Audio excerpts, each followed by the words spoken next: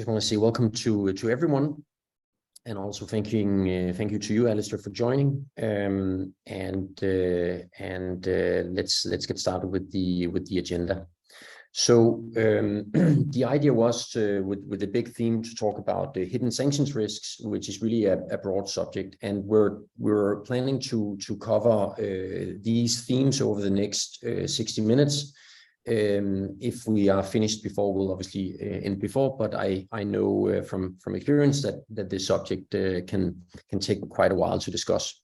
So the idea was to give a quick intro to myself and Alistair, and then simply go into the two main themes, the current sanctions regime, and then the hidden risks within sanctions compliance. Now, in the audience, you're more than welcome to ask questions in the Q&A, and we'll follow that one and also ask those questions along the way, or we'll wait down in the very end in the Q&A part of the session. But it might be that there are questions related to a specific discussion we're having, and then of course we're going to have that one. I've been so impolite to start with myself in an introduction, and I'm sorry about that, but that's simply because let's get me over with, because then we can focus more on you, Alistair, which is really the main person for today. Myself, my name is Anders, and I'm currently one of the co-founders and CEO of Avallone, a KYC responding collection platform for banks, funds, and enterprises. I have a long, dark, boring past in banking, predominantly corporate banking, both in Denmark and New York. So really grown up in banking on the corporate banking side. But then the last 7 years of my career, I usually say that I really joined the dark side of banking. So heading up risk and compliance out of in Nordea, out of Sweden for 3 years, and then I moved to Danske, heading up compliance there for 4 years out of Copenhagen.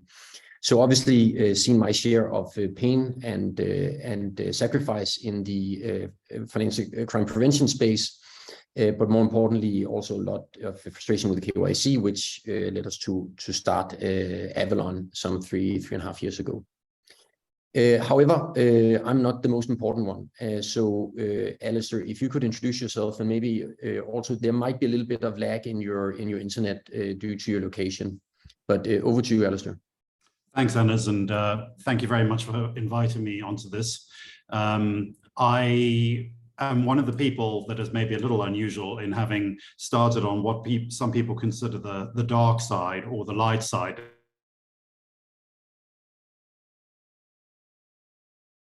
depending on your point of view.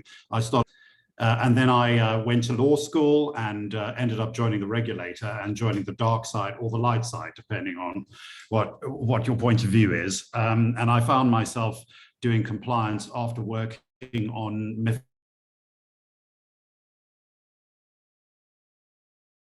I's implementation when I was AML really began in 2008 when I was regional head of compliance and AML for Merrill Lynch, which became Bank of America Merrill Lynch, and we had a wealth management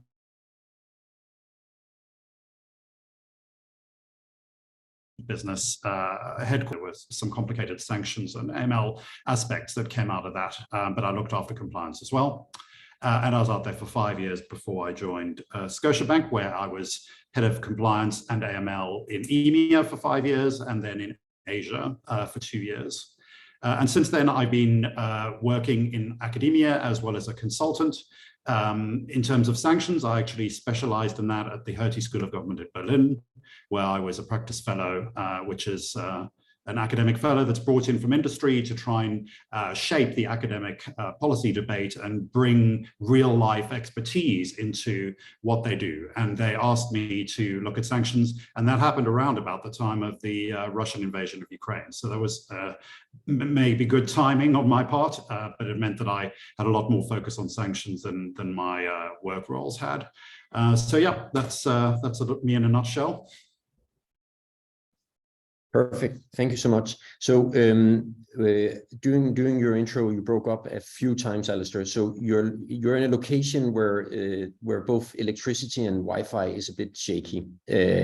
So it might be that I'll ask you to turn off your camera simply just to reduce Wi-Fi usage on your end. But the last couple of minutes, it's been fine. Okay, let me know if we need to change that. Yep. Perfect. Yeah, no worries. So so let's jump into to the first part of the discussion. And I think for the audience out there, we don't have a lot of slides. So this is mainly conversation based. So it's not a slideshow as such that you're joining, but the conversation and the questions around it. So I hope you'll bear with the lack of kind of like visibility in slides. So and we tend always, when we do the webinars, to start out pretty basic, and then it'll go more advanced, but simply just to make sure that everyone is on the same level. And on that note, I think I'll start out with the first question, Alistair. So why do we have sanctions, and is it really working? And I think that's actually a question that should be asked more often, Anders. I've found with people that I've worked with in the industry who've been focused on AML, sanctions, or indeed compliance, they often haven't really worked out exactly why they're doing what they're doing and which part of the ecosystem they're in. And it's important to take a step back and actually ask, what are we trying to achieve with sanctions? And in a nutshell, you're trying to achieve policy objectives by taking measures against a regime or a country that are doing things that you want to deter them from doing. So I think it's a good question to ask. And when you're looking at your program, it's very important to look at how you are helping achieve that objective, rather than just do a task because somebody's always done that task, or get caught in a mindset where you're too focused on process and not focused enough on outcomes. And I don't think that can really be stressed enough. In all the feedback that you get from the US Treasury and others that comment on the effectiveness of sanctions, the main feedback is that firms, banks usually, but actually a much wider range of players lose track of what they're trying to achieve. And that if they took a step back and actually asked themselves, what are we trying to stop? What is the purpose of the program? Then that would help them have a much better approach to it and take a less procedural kind of approach. So to take a couple of examples, a very obvious one is North Korea. That's something that's in everybody's mind. It's been a program in place for a long time. And I don't think many people can argue with the foreign policy outcome that they want, which is to limit nuclear proliferation in North Korea. And therefore, this is not just a matter of stopping some payments, but it's about achieving an actual outcome that's important for the world, really, from a political standpoint, as well as from a security standpoint. When you get to programs like those in Russia, it becomes a bit more complicated because you've got some areas where they've deliberately chosen to sanction and other areas where they've deliberately chosen not to sanction. And that throws up its own issues, which we'll talk about later. And then you have other programs that are maybe a bit more difficult to pin down. And I would say that sanctions against China's military-industrial complex and programs like that, which have introduced the concept of secondary sanctions, and where you've got sanctions that are targeted to particular sectors, those throw up their own challenges. So, the kind of challenge you face depends on what kind of program is going to be most relevant for what you're doing. And, we'll get onto that later. But the first principles question is in many ways the most important one.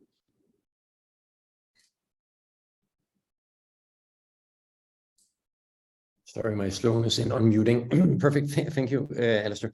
And now we talk sanctions, and obviously then it'll go into like talking screening, but also just in order to stay on the basics. When we talk screening, people often just say, well, that's sanction screening, but screening is more than that. So could you put a few words on what is actually the screening we conduct when you do screening, and what purposes do they serve, the various screenings? Sure, and I think this is also an important thing. I mean, people talk about monitoring and that means different things to different people. Screening means different things to different people. So I'm going to give what I consider screening to be. I mean, there are different points of view. You can sometimes give it different names, but I think regardless of what you call it, there are a number of things that actually have to happen. So you can say, I think screening, when most people talk about it, they think either of onboarding and screening a client when you take them on and do the initial due diligence, which is, you know, something that used to be the beginning and end of what you did in days gone by, to others who kind of see it as ongoing monitoring of transactions, for example, and screening of payments, let's say, you know, checking against sanctions lists that you're not directing a payment to a sanctioned entity. But the truth is, screening encompasses a whole load of things. First of all, what are you screening against? It's not just sanctions, is it? It's also adverse information. It's rumor sometimes. It's to check whether a counterparty, transaction, or country is inside or outside of your risk tolerance. It doesn't have to be something as slam dunk as, you know, are they on a sanctions list? It can be much more nuanced than that, and screening encompasses that too. So it can involve sanctions information, whether you've got politically exposed people involved, whether you've got adverse media, whether that relates to your risk assessment of that client, or things more generally like criminal charges that may not be money laundering related, but may be reputational in nature. So it's a very wide range of things that you're screening for. And obviously we're going to focus a lot of our discussion today on sanctions, but it's important to see it in the context of a wider range of things that you're looking for. And then the second thing that I would say is that screening is an ongoing thing. It's not a one-off thing. It's not really a point in time thing, except maybe at onboarding, you could characterize that as a point in time kind of deep dive on a counterparty or indeed transaction. I mean, it's becoming more common to actually look at a specific transaction's risks rather than, you know, just say, oh, well, we've cleared that client. What is the client actually wanting to do? Who are they going to bring into the transaction? Who are the people involved? You know, and this triggers a whole load of screening requirements. So screening means when you bring them in, when you start a transaction, but also your ongoing obligations, because they don't stop when you do it once. I mean, when I started out in the city, we used to look at files, for example, in corporate finance, maybe once every 4 or 5 years. You know, it would be a paper-based exercise. That seems quite quaint nowadays. You know, when you've got AI and systems that you can buy off the shelf, a regulator's expectation is not that you have a paper-based thing that you look at once every 5 years. You know, the bar has definitely gone up. And I think one of the challenges on the screening side is that firms that are outside of areas where they were used to dealing with these kind of big systems. So your commercial banks doing payments is a really good example, but also trading businesses had real-time computer systems that they could hook up to monitoring and surveillance systems very easily. The difficulty, I think, has been for industries that don't see themselves in that sort of bucket, that are maybe more transaction-based like corporate finance. But the obligation actually, I think, is kind of enhanced for everybody, and we're moving towards real time in everything, because that's technologically possible and becoming cheaper and cheaper. That's not to say it's cheap, but it is possible to do it. And I'll give you an example. You know, only 10 years ago, we used to have conversations with regulators where they said things like, you know, obviously, if you want to just sample test communications, that'll be okay. You know, you could dip in and have a look at an email every few months and listen, you know, have a human being listen to a phone call for market abuse, for example. But nowadays, AI can do that stuff to a very high level of accuracy. And so they may not expect you to build a bespoke system, but if you're still doing that level of sampling, depending on your risk profile, a regulator or indeed your board of directors may be asking themselves, you know, is that actually adequate? And given that you can buy a system for $20,000, you know, a lot of firms should really be looking at being more proactive about that. And I think there is a little bit of catch up going on. But nevertheless, the goalposts have definitely moved on screening in general. Yeah, and I also think the confusion out there is also due to, as you say, people are not necessarily using the same wording for the same things. but also because on the call here today, we both have people from more mature institutions like financial institutions and banks, but we also have people from less mature institutions, from funds, and then down to corporates. So I've also run into, corporates being presented from technology firms that, hey, you should also perform transaction screening. And then if you don't know, you could quickly say, oh, okay, that's also an obligation for me. We're understanding the bigger picture of like, yeah, okay, but isn't that the obligation of the banks? So maybe it would be better if I start with actually screening my counterparties as a start, right? So and I think this also leads to kind of waste of energy and money very often, because you don't focus the right place, as you also allude to, in terms of what is actually your risk profile, what's your inherent risk, and what are you trying to mitigate in the end. Yeah, I think I couldn't agree more, actually. I mean, there are two things there. The first thing I'd say is that the days of this just being a problem for the banks are over. There's no question about that. And it's not just because of sanctions like Russia, where, it's a very hot topic.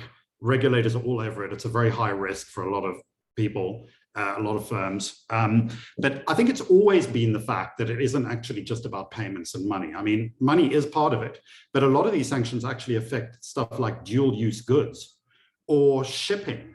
If you're a shipping company, the fact that you've got banks doing, monitoring your payments is kind of irrelevant in terms of the risk you face. If one of your ships is hired by an intermediary to carry goods from Russia or from North Korea, so I think particularly manufacturers and shipping companies, I would say, are two areas that are very high risk. But there are others that people may not, think about. I've got a good friend who works at one of the major hotel chains, and I can tell you, he used to be a one-man band looking after legal there. I tell you, it's a very different story now. The amount of laundered money that gets put into properties, for example, and building developments, and the kind of high value projects that big name hotel groups do, means that they are all over this. So it can be source of funds for your project. You can't rely on your bank to pick that up. You are the developer, and so the obligation sits on you. And I think, some firms have risen to the occasion. I think a lot of, the defense manufacturers, for example, they have very developed programs in this space. But with the Chinese sanctions against the military-industrial complex, I think that's become very tricky.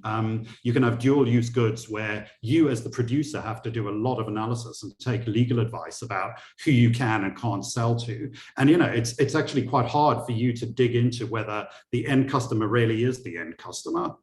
So this does throw up some serious challenges. But I think it's fair to say, in a generalized way, that the pool of people that are affected by sanctions and other measures that used to be regarded as the preserve of the banks is actually much wider nowadays. Yeah, exactly. And I fully agree. And I think also it's moving from the abstraction layer of payments, transaction payments, as well as legal entities and ultimate beneficial owners, which used to be difficult, but now that's the foundational you need to screen. And then it's moving to the assets, the underlying assets behind the transactions, which, as you say, can be goods, where do the goods go to, or dual use, but also even down to assets such as like geographical areas, even though the legal entity is not sanctioned, but they might have assets in sanctioned countries, right? So definitely the complexity is going up. And I think from our end, what we can see is, which is unfortunate, I guess, is that everyone has started to perform due diligence on each other. So as a company or as a fund, so real estate funds, they would collect KYC and screen, tenants, everyone they buy an asset from, sell an asset to construction companies. But you also see infrastructural funds that KYC and screen the construction. So you would have infrastructural funds, they screen and KYC the construction company and all their sub suppliers, right? So it's going deeper and deeper, which obviously is just increasing the pain. But anyway, hey, changing gears a little bit. So if we then focus more down on the sanctions programs globally, so if you look like 2 to 3 years back, what would you say has changed the most within sanctions globally? I mean, what are the big news and the big shifts in the sanctions space? Well, the obvious one is Russia, and so it'd be odd to leave that out. The sanctions against Russia in many ways are unprecedented. Certainly the central bank measures are unprecedented. The other one that maybe doesn't get as much attention is China. The US is becoming increasingly defensive about China. And I think the way that those sanctions have been framed, particularly by the Trump administration, actually, it's got a bit better under Biden, was to kind of lob a grenade over to the industry and kind of say, it's your problem to sort it out. And you mentioned earlier that identifying the beneficial owners, which has always been very tricky, has kind of been thrown over to the industry. They would say things like, any company that's part of the Chinese military industrial complex, you shouldn't sell dual use goods to, which is great in terms of a policy at a very high level. But as a firm, especially if you become a quite small firm, that becomes a real issue. And it's true that to some extent, the market has kind of addressed this. So your world checks that have been around for a long time in this space now have armies of researchers who try and turn that edict from OFAC into a list of names, transliterated in 50 different ways from Chinese into Roman letters, so that you can feed that into a system and it can actually create an alert. And obviously AI makes this a bit better. I think it is going to make a big difference. But they are moving back towards giving you a definitive list of names, because there's just too much variability in terms of how a vaguely worded sanction is implemented. But it's nevertheless a real issue. And in relation to the US, I would also mention secondary sanctions as being particularly difficult to implement, because there's restrictions on the US financial system with stuff that's actually outside of American jurisdiction. So that can be quite tricky for firms to handle.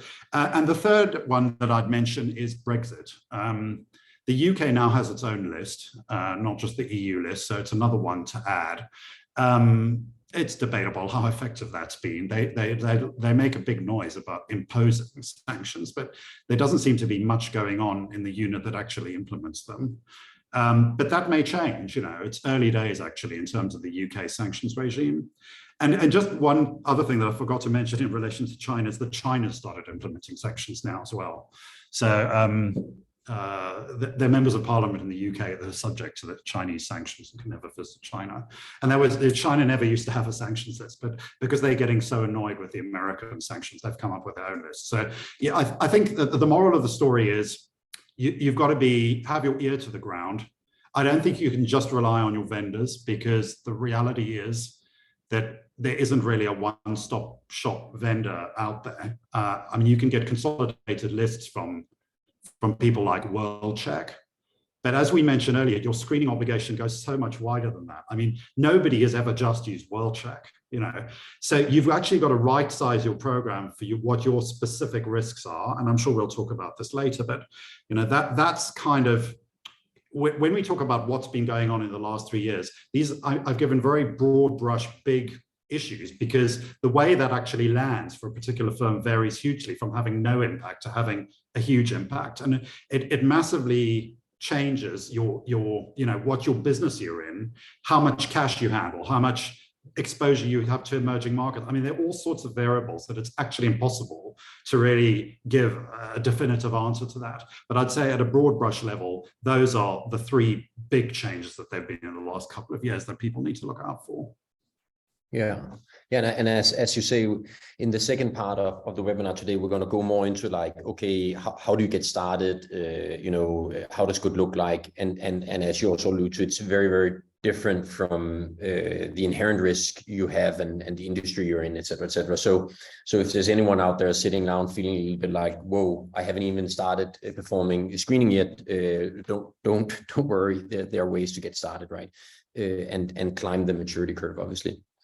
But still staying a little bit in the sanctions programs, there's also something around, so now everyone is like talking about Russia, and Russia is getting a lot of attention, but there's still the existing programs or the older programs are still there. So how do these programs, do they connect at all? And if yes, how do they connect? Well, when you talk about country programs, I'm glad you brought those up, because that's the traditional way that we used to think about sanctions. We used to think, okay, which program is it? I remember when I very first went through my first compliance induction as a sort of 20-something-year-old, they said, oh, there's the Iran program and the Afghanistan program. It was very easy to kind of say, okay, these are the things you have to do for those 3 country programs. And as I mentioned, it's become more tricky. Sectoral sanctions are much more tricky. The ones on China, you can't really say are a China program as much as a kind of industrial espionage, offensive against that. So it's become more complicated than a country program, but it's important to not forget the country programs, actually. And so the Iran program and the North Korea program, I would say, are probably the obvious ones. Afghanistan is also in there. And most firms deal with that by just having a geographic blanket ban on anything to do with those countries. However, it's not always that simple. When I was based in Dubai, the Iran country program presented a lot of challenges for a country that sits right next to Iran. So it's impossible to say that these programs don't really matter, because a lot of Western, European, American companies have long ago worked out how to keep that risk at bay by just having a blanket ban on anything to do with anything that has anything to do with any of those countries. That's obviously one way of dealing with it, and just making sure that you never make a payment there or have a counterparty that's even remotely connected to it. You can take a geographic view of it, but the newer programs have become very difficult in that respect. Russia, the reason that it's not a comprehensive sanctions program against a particular country is because that's economically impractical for the rest of the world. So, there isn't actually a complete blockade on Russia in the way that there is against Iran or North Korea, or countries where, their economic heft makes it easier to just have a single program. So it's important to bear in mind the country programs have a right-sized approach to dealing with them, depending on whether they're in your neighborhood or not. I often found it kind of amazing that some banks in Europe would say, oh, we don't deal with Africa. It's quite an unnuanced sort of approach, that is unnecessarily restrictive. And I think the fact that you need more sophisticated systems, and that this is getting a lot more money and attention, and the risk is higher, also means that you can take a more sophisticated approach that's properly risk-based, rather than shutting down an entire country, which has tended to be the way it was dealt with in the past. And I think even if you wanted to go down that path, I think my point is you can't. It's no longer the case that you can just totally isolate yourself from sanctions risk. No, and I think also the regulator has started to go for these segments that suddenly become unbankable, not just in sanctions, but also in general financial crime prevention, right? Where you have suddenly NGOs have a super hard time finding bank accounts or having bank connections. Embassies suddenly had a big problem, and then obviously the regulator's like, okay, it's not that easy. You can't just exclude an entire segment and thereby get rid of the risk. You have to work with the risk, right? Yeah, that's a good point, because there was a correspondent banking de-risking exercise that you exactly. where every bank was shedding thousands of correspondent banking relationships because they didn't want to spend the money on doing property due diligence. Exactly. And the regulator's response was, well, you don't shut down the financial services industry because properly complying costs money. I mean, you should have always been properly complying. So you've got to, I do think that I'm certainly not an advocate of a no-risk strategy, because first of all, it doesn't really exist. I don't think shutting down anything ever reduces your risk down to zero.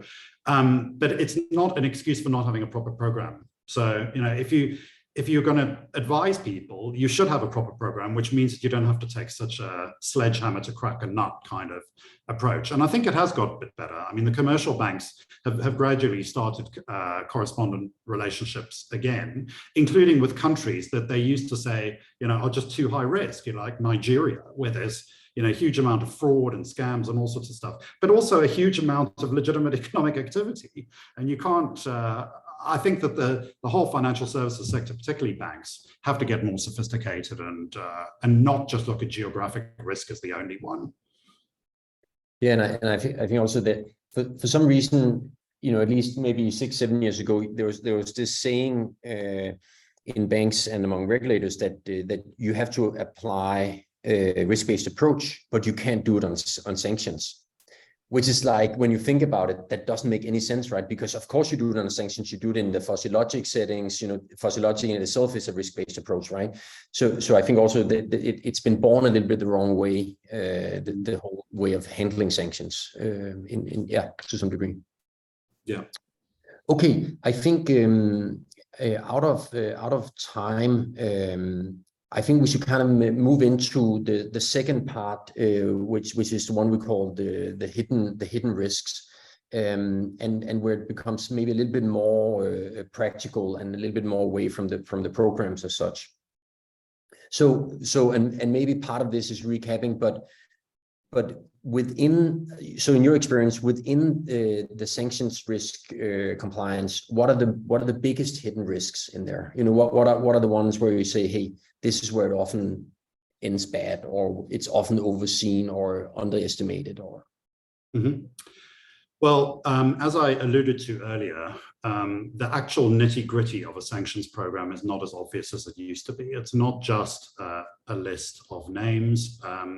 It often relates to product, services, and you need to take a more holistic view than it just being a counterparty issue. Obviously, counterparties are very important, but it can actually sometimes be your product that's the issue. So I think the first hidden risk is that don't be complacent and do things the way you used to, and assume that that's going to be okay. I think you need to take a step back and ask, what are the policy objectives that they're trying to achieve? And you're talking about, it's still pretty clear who your main areas, the main areas of concern are pretty clear. You've got to be aware of OFAC, you've got to be aware of the EU sanctions, the UK, the usual list, that stuff is still the same, but their expectation is very different. And so a proper analysis of your business, taking no assumptions, don't start with any assumptions that based on past thinking is going to fly with your regulator or indeed with your board. So take a long, hard look at what you do and assess what the risks that your business faces, and then look at sanctions through that lens rather than through a process lens. That would be my first point. The second point is, don't assume you can outsource the problem. I think it's dangerous to say things like, oh, well, our bank is screening all our payments, or, oh, we run everything through WorldCheck. I mean, I've heard a whole load of variations on the theme. It's true that WorldCheck gives you quite a lot, and the sanctions database is pretty good. But there is an obligation on you to ensure that your vendors are actually putting together correct lists. You don't actually have any recourse to say, well, actually we relied on them and never looked into it. So do due diligence on your vendors, and don't assume that just using one is going to be enough. And the positive thing, I suppose, it's positive and negative. There's probably hundreds of different vendors out there and lots of information sources, and there is, in a way, there's almost too much information. I get that, and I think regulators get that, and so do boards. But to rely on one in the way you used to and say, I tick that box, that's not the right approach. And assuming that everything's going to be okay because that vendor's said it's okay is maybe not the best approach. And again, I think it depends on your own risks. There might be circumstances where that is appropriate. I'm not saying it never is, but I'm saying be skeptical and don't assume that that's going to get you off the hook and take a tick box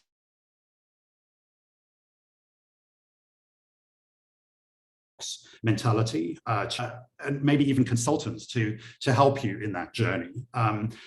Firms that don't have the internal capacity might need external help.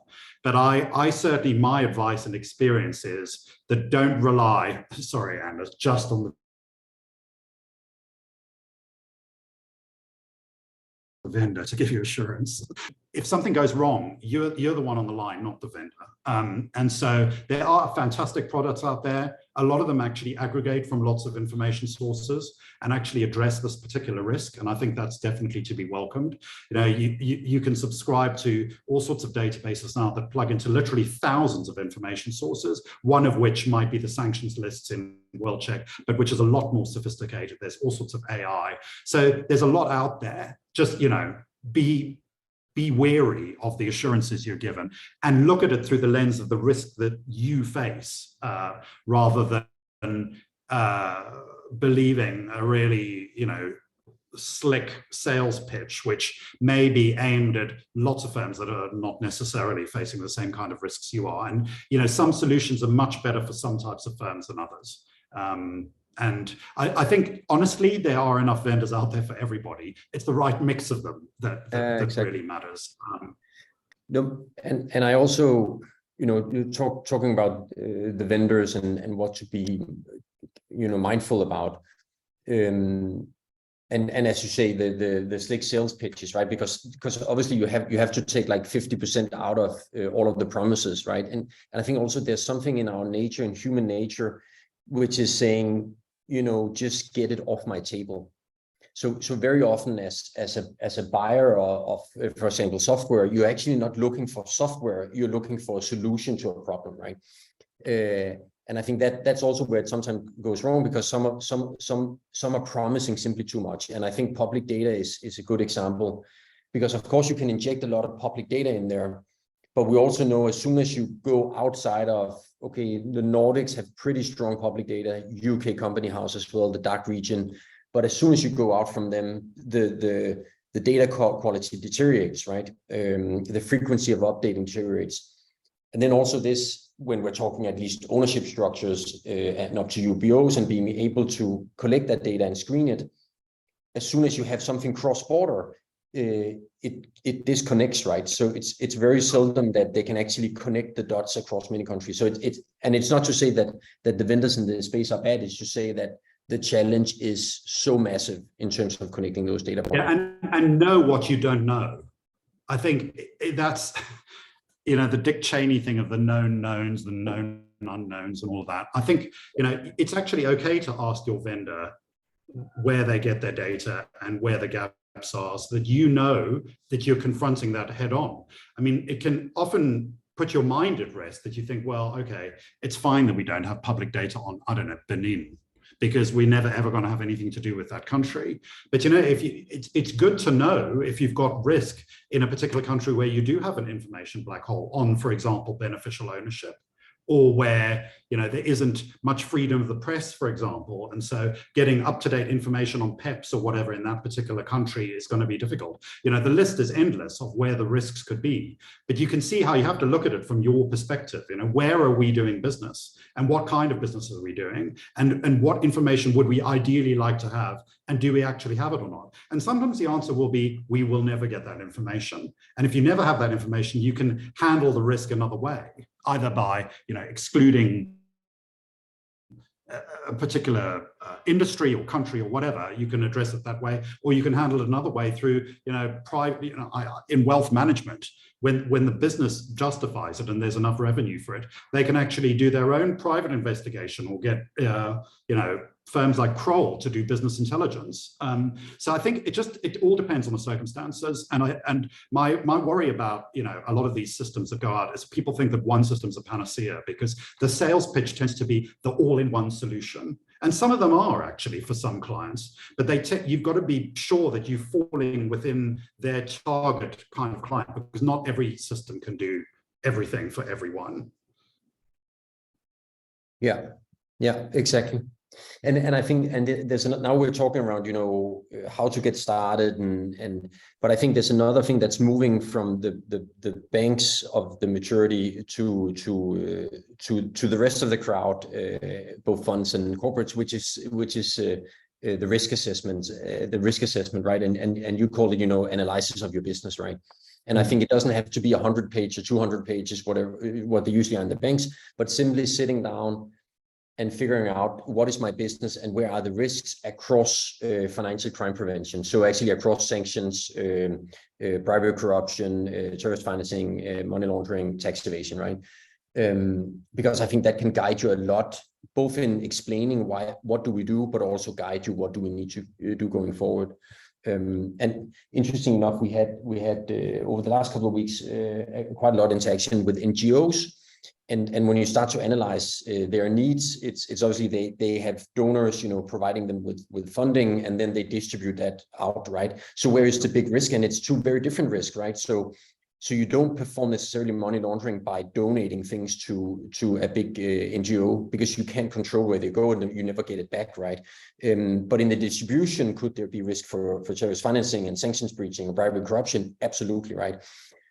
But just sitting down and having a conversation of 1 hour, 1.5 hours, and maybe with external people can guide you enormously in terms of, okay, this is where the big risk is, this is where we start, right? And everyone has to start at some point.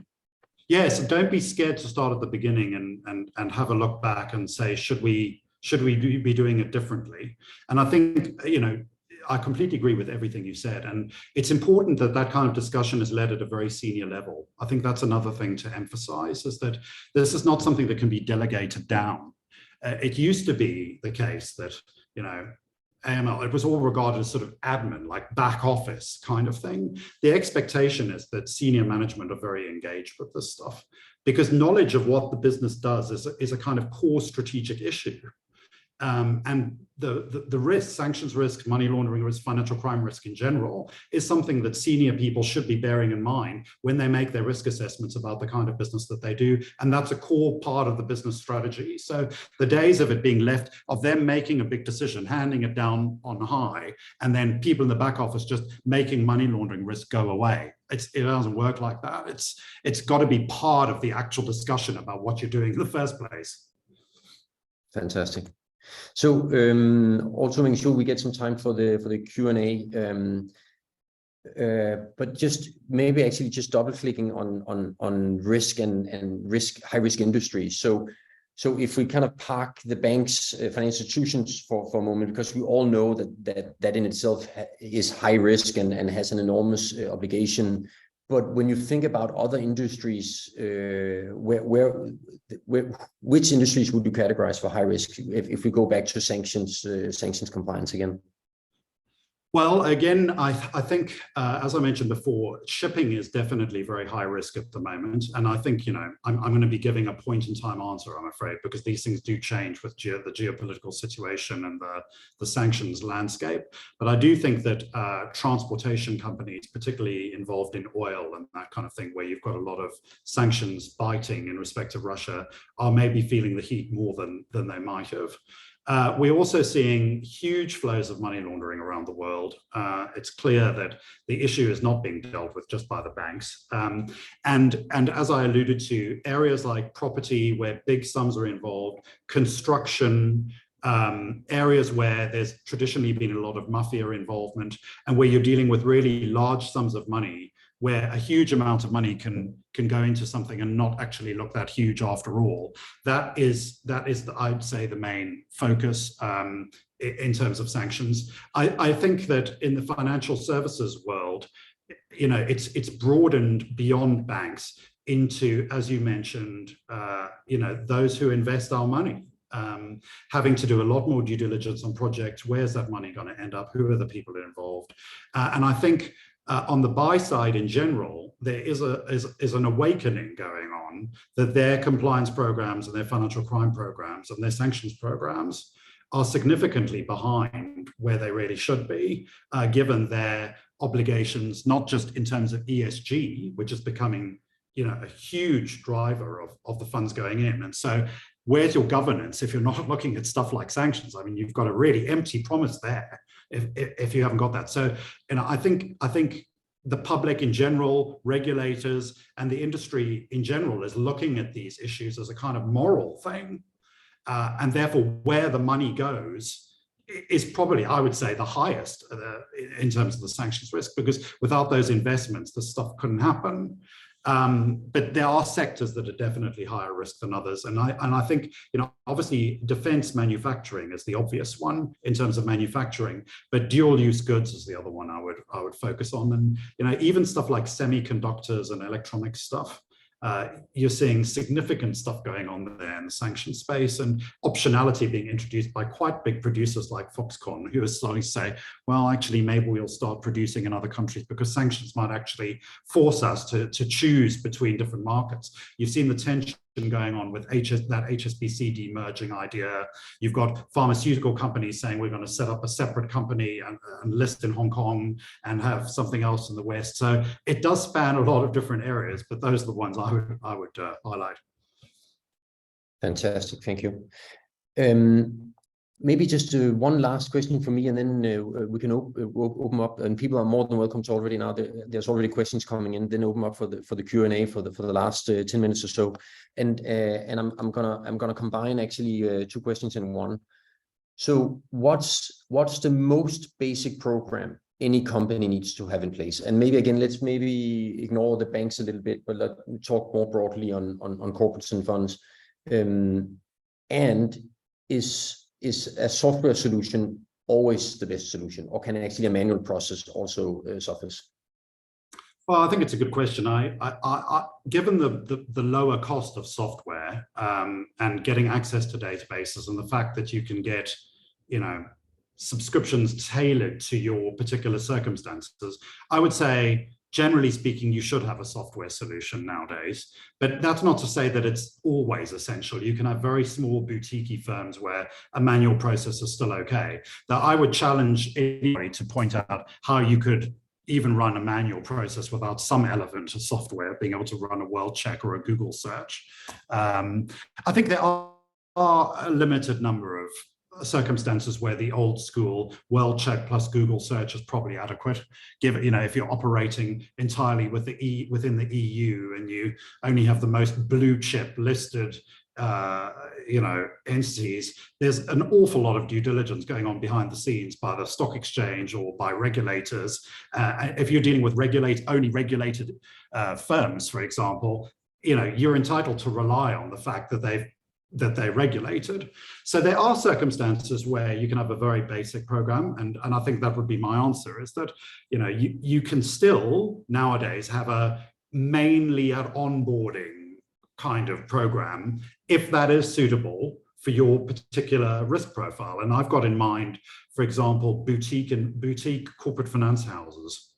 They will look at a specific transaction in quite a lot of depth in a quite manual way. And that's actually appropriate. Do they need ongoing payment screening? No. Do they need ongoing sanction screening? Probably not either. So, it's focused on one particular transaction, and therefore it's okay. But I would say outside of those narrow bounds, the expectation, just to warn everybody, is definitely higher than it was. And I think ongoing nowadays, to do that one-off screen at the beginning probably costs you about the same in terms of subscriptions as having an ongoing solution. So your regulator, or indeed your board, are probably going to expect you to, why not? Why don't you have ongoing screening when it wouldn't cost you anything? And if you had a proper process think through, that's probably what you'd come up with. And fantastic. I think that's a good segue to one of the questions coming in. And I think that's a little bit also related to risk-based approach. So one first question here reads out, in terms of the screening and reviews and issues to look at, can there be a point where it's too much or too deep or just plain impractical? That's a great question, actually, because the number of times I've actually gone around to someone's desk and said, when are you going to stop? Because they get caught up in a process. It's true that it can go far further. And I think you need to, I hate to keep harping on about it, but it's risk-based. That used to mean, do as little as possible. But that's not what risk-based actually means. Risk-based means that your business and you know where the risks are if you do a proper analysis of it. And I think you can over-egg the pudding. I mean, going to the nth degree on, let's say, beneficial ownership. If you've got, do you have to go down to 3%? If there's no controlling if no hope of them controlling the funds or the transaction, you know, I think you can go too far, and it can be far too. I think the thing to watch out for is that it's not process over objective. You know, what are you trying to achieve? Make sure that the people that do these routine tasks, which can be boring and can be hard to motivate people to actually step out of their comfort zone and ask themselves what to do. But you can actually train your staff to start seeing the bigger picture and like, what am I actually driving at here? Let's focus our effort and our resources, which are not infinite.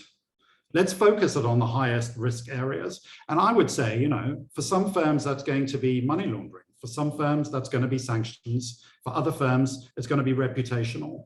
You know, and you should have explicit conversations amongst the senior management team about where those risks lie and educate your people in your teams about how you see that from a risk management perspective in the overall organization.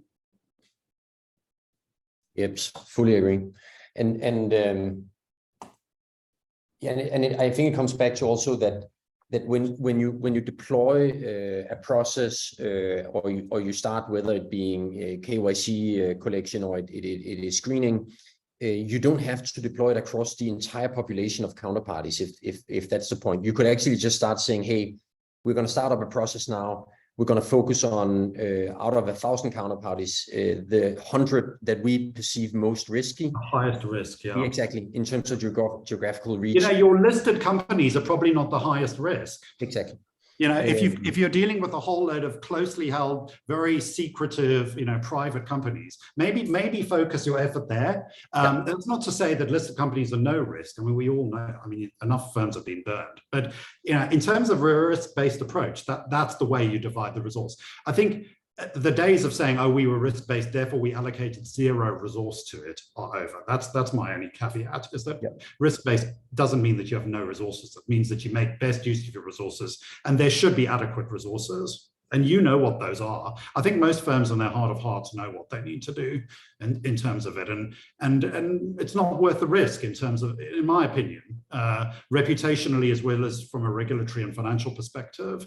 You know, dedicating enough resource to this area is usually a great investment. And I think that comment maybe also answers one of the other questions that came in, which is, what are your thoughts on adverse media? Is it necessary? Because I guess adverse media it's the reputational thing you're trying to. Yeah, but it's not just reputation. I'm glad they raised that, actually, because it is wider than that. It can be a precursor of wider things. So if you start hearing, for example, about governance failings, I mean, don't people wish that they had maybe paid more attention to Wirecard?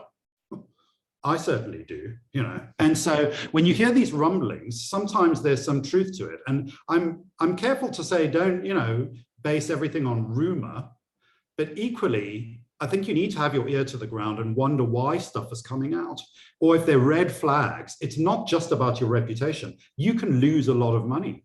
I mean, there are a lot of businesses who are counterparties of Wirecard who lost a lot of money. This is not just it looks bad for us. It's a case of like, we're bust because they've run away with our money. So yeah, exactly. I don't think it is as simple as reputational risk, though that is obviously very important. But bear in mind that it is wider than that. But absolutely, in answer to the question, yes, you must do. I do think you should do you know, negative news screening, and I do think that you shouldn't do it on Google, to be honest.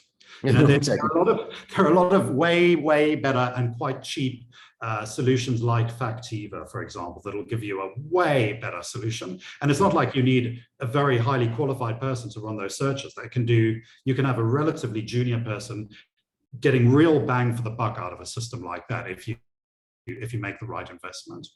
Absolutely.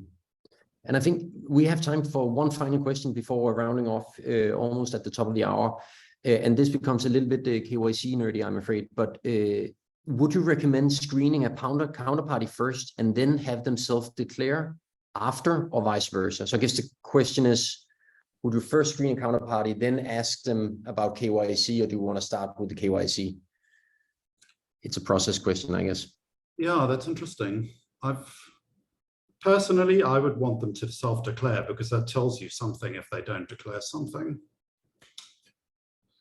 I don't know. I suppose you might get to the same result. I've usually sent out thought very carefully over time and experience. I've usually tailored the KYC questionnaire to be quite detailed, get all that information in, and then you can actually tailor your search and due diligence around that counterparty to what you perceive as the highest risk areas based on the questionnaire. But obviously, you can take the view that if you take a very skeptical view about this questionnaire, maybe that doesn't give you much information because they're hiding the bit that is highest risk. So generally, I found that it's given me some guidance about where the risk lies. So I personally would say before, but I think you can I don't think there's any particular way of doing it. That's how I'd do it. No, and I think it connects it also a little bit back to the discussion before about public data, because and how you fundamentally see public data. So in our belief, it is that self-declaration is good. We're going into a partnership. It's totally fair. I have some questions for you, and you can give me the information as you see as fit. And most often, people are legitimate people, and they actually want to do business, right? But and at the absolute minimum, it saves you a lot of effort. Exactly. In terms of finding stuff that you would have to dig around for. Exactly. But then you can, of course, always augment either before or after with public data and see is there any discrepancies. And you can use the screening as either before and or after to drive if you're asking more questions, right? But then you come into a lot of that's at a touch of a dynamic risk scoring. With your system. I mean, you can get that augmentation relatively easily nowadays. Exactly. Okay. I think with 2 minutes left, so I also have time to say thank you to you, Alistair. It's been an absolute pleasure to have you here. We always have very good and interesting discussions that can go on forever. But what I also really appreciate is your directness, and I think also that's what the audience needs. Kind of like we don't rub it too much in. It's like, this is what I think, this is what you need to do, this where the risks are, etc., etc. So I really appreciate you taking your time to join today. And I also want to say thank you to all the participants and everyone who's been asking questions. It's a big pleasure. You are welcome to reach out afterwards with further questions, and we'll make sure to get those answered. Thanks for having me. Thank you. Enjoy your first days. Take care.